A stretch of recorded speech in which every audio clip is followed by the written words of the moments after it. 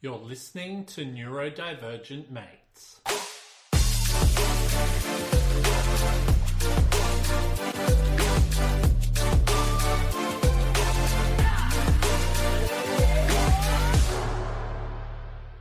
Hello and welcome to another episode of Neurodivergent Mates. I'm your host, Will Wheeler, and today it's actually been quite an interesting day. We're meant to have our full podcast today, but unfortunately, our guest who was coming on today messaged me last minute, and we weren't able to get her on. But don't stress, we will be getting her on shortly. But I thought, well, rather than just leave today, what's the word I'm looking for, without anything, let's do a little bit of a 15-minute chat. You know, I love getting on and doing all this type of stuff. So I thought, let's get on. At least we're being productive. We've got something going on.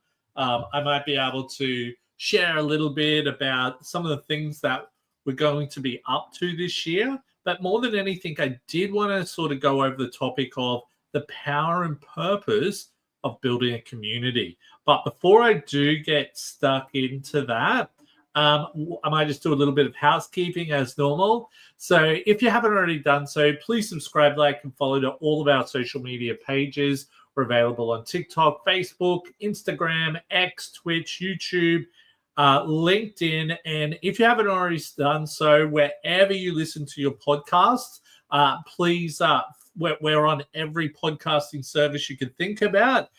Please subscribe to our podcast and maybe rate some of those. The more you can rate, the more you can interact with them, the better it is for our algorithm.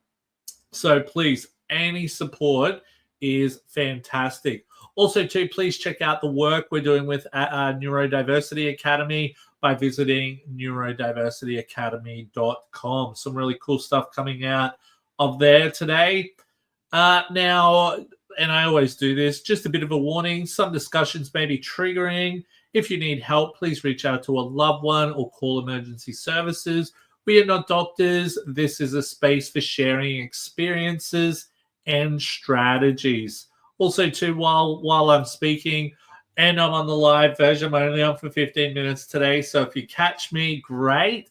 If not, please just put your questions into the comments there, and I should be able to answer them if I'm live online, which I am right now. But cool. So let's get stuck into this. Some really interesting stuff. Happy New Year, everyone. And like I said that in the last podcast, but this is my first sort of 15-minute chat with everyone. So I thought, all right, let's get on, especially with the work that we're doing with Neurodiversity Academy. We've got some really big plans happening there. Also, too, for everyone who joined my webinar that I held, only roughly about 2 hours ago now, or less than an hour, or a bit over an hour ago now, I think it was. So I did a webinar today on supporting neurodivergent people in the vocational education sector and where to begin. So that was a really cool thing to really see and see lots of cool people interacting with what we were doing and all of that. So it went really well. So thank you very much for everyone who came along to that. It was really cool. But with that being said, we want to do more of them. We want to be, this is the year. This is the year. Okay. So what we really want to try to do this year is, and this is sort of ties in beautifully to what we're talking about by building a community and all of that. So, this year, we're really working hard in getting into a lot of the schools here in Australia, and more trying to do some short events to work with or to help parents and neurodivergent students in regards to their career development. Okay, I think the biggest thing that I sort of take away from when I'm doing a lot of presentations at conferences, all of that, I get a lot of parents coming up to me after my talk and talking to me about their child. Sometimes it could be how worried they are about what their child's future is going to look like and all of that. So, what we really want to try to start doing with Neurodiversity Academy is start creating some, after school events like in the evening, all of those types of things, where we can start speaking with parents and all of that to help them to be able to help their children and all of that to start helping with that career direction. I think the biggest thing from when I was in school, it was like, look, if you don't achieve this, you won't be able to do that. But really, you can, if you don't achieve something, you can achieve something else. Okay. So we want to really try to help people to find what that pathway looks like. So, we want to be creating some events with, like I said, the schools. We want to be working with a lot of the tertiary education providers to really help them to get ready for a lot of neurodivergent students who we really want to help connect with the right organizations.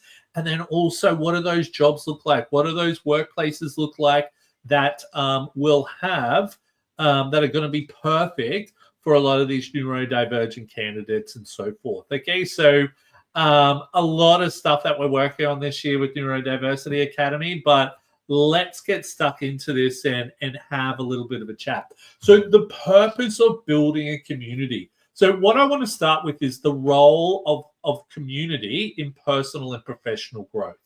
Okay, so I've got a few notes here, and I always write a few things, and I'll sort of build off from that type of thing.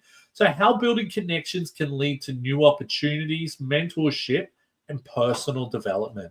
So I think this is really, really important, especially at a young age or even any age. Okay, I think for myself, when I left school, and I've shared this a million times, I didn't have that direction. I didn't know what to do. I felt very lonely.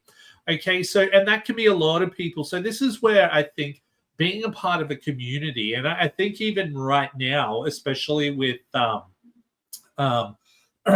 say my professional career and all of that, I would definitely have to say that the most valuable thing to say the knowledge that I have with a lot of the work we're doing at Neurodiversity Academy comes from connecting with others in that community.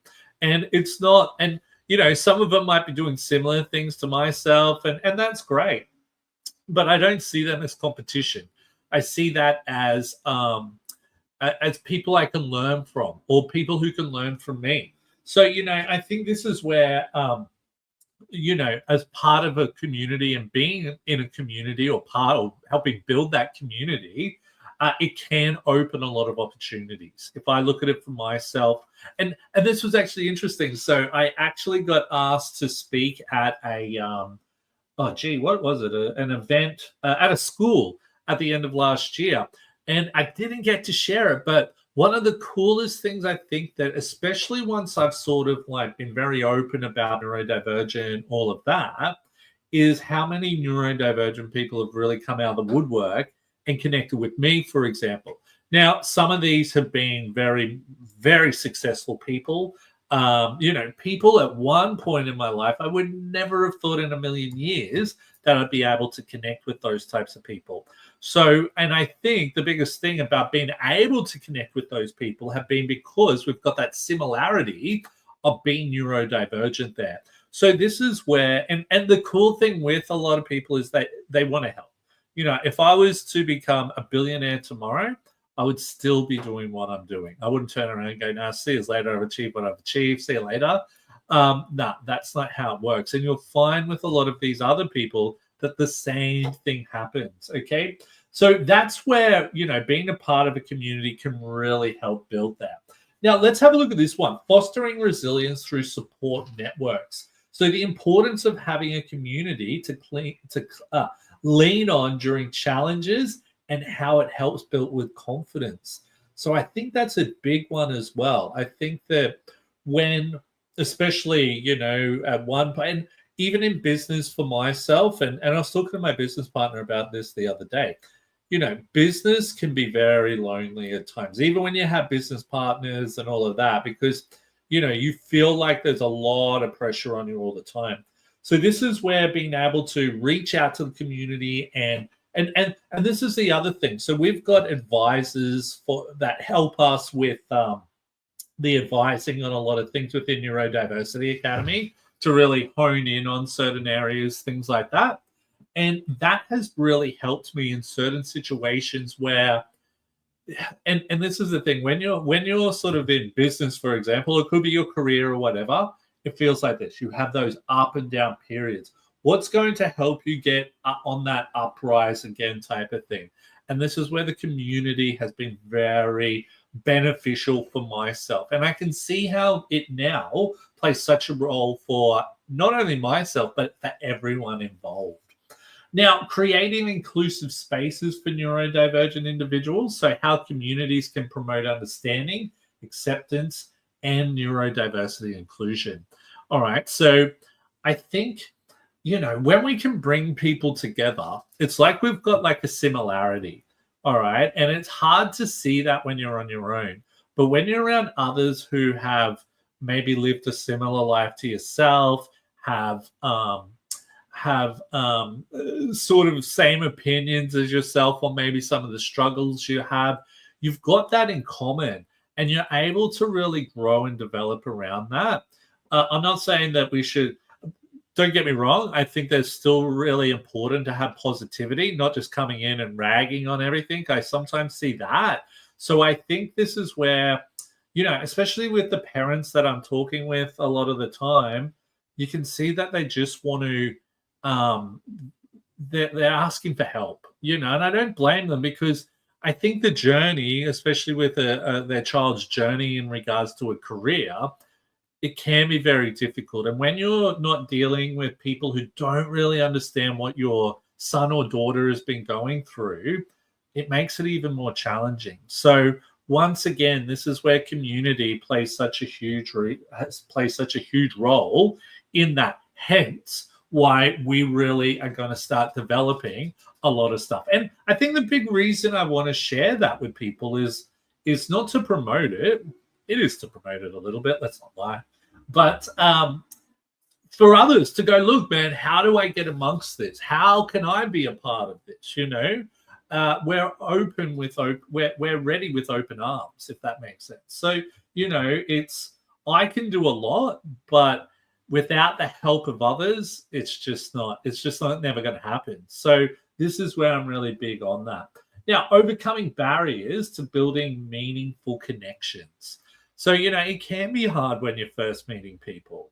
So what can we do to really help people feel more comfortable in being certain situations? Do we create events where people, you don't have to come in person, or there's sensory accommodations in place, or things like that? So this is where I think this is really important, especially when we're building a community, being understanding of each other. Why do we need to do this? Okay, understanding that.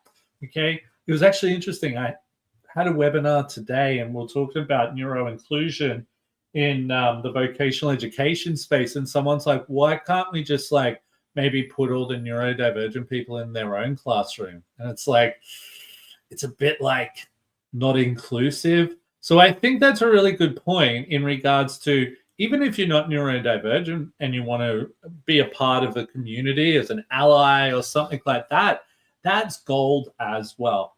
And to wrap it up, practical steps to start building your community. So, things that we could probably look at is, connecting with our social media, for example. Okay. And yes, I'm talking it up because I'm trying to look for followers and stuff like that. But what I'm sort of getting at is that when people start connecting with your social media, you start connecting with others who are connecting that with that social media and so forth. And then what you're able to do is you might see who's at events and stuff like that, and you've already got that connection involved. So a big thing that I do a lot of the time, especially if I'm going to an event, I will see who's going, and I'll connect with them on, say, social media, for example.